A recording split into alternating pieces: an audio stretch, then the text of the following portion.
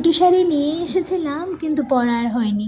যেহেতু দক্ষিণেশ্বর কালী মায়ের মন্দিরে যাচ্ছি, ভাবলাম শাড়িই পরে যাই। আর যেহেতু সবার আগে আমিই রেডি হয়ে গেছি, তাই নাটক করার সময়টাও ভালোই পেয়েছিলাম।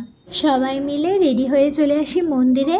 আর অনেক বছর আগে মা আমার নামে একটা মানসিক নাকি দিয়েছিল, সেটারই পুজো দিতে এসেছিলাম।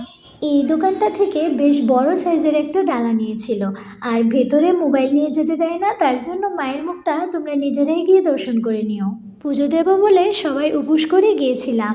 আর সকাল থেকে যেহেতু না খাওয়া, বেশ খিদে খিদেই পাচ্ছিল, তাই গাড়িতে উঠে আগে একটা প্রসাদ ভেঙে নিয়েছি। তারপর ওখান থেকে গঙ্গা পার হয়ে আমরা চলে যাই বেলুড় মঠে। কিন্তু ওখানে 3:30টায় গেট খোলা হবে, তার জন্য আগে আমরা লাঞ্চ করে নিয়েছি। তারপর গেট খোলার পর সবাই মিলে ভেতরে গেছি। আর আমার সব থেকে ভালো লেগেছিল এই জায়গাটা। এত এত মানুষ থাকা সত্ত্বেও কি শান্ত নিস্তব্ধ। সবটা ঘুরে চুপচাপ গঙ্গার ধারে বসে থাকতে যে কী ভাল লাগছিল, সে কেউ যদি নিজে যায় তাহলেই বুঝতে পারবে। ওখান থেকে বেরিয়ে ভাই আর আমার মুখ চলা আবার শুরু। আমি আর আমার ভাই দুটোই পেটুক, যা চোখের সামনে দেখেছি সবই খেয়েছি। তো আজকের জন্য এতটুকুই, দেখা হচ্ছে নেক্সট মিনি ব্লগে। বাই।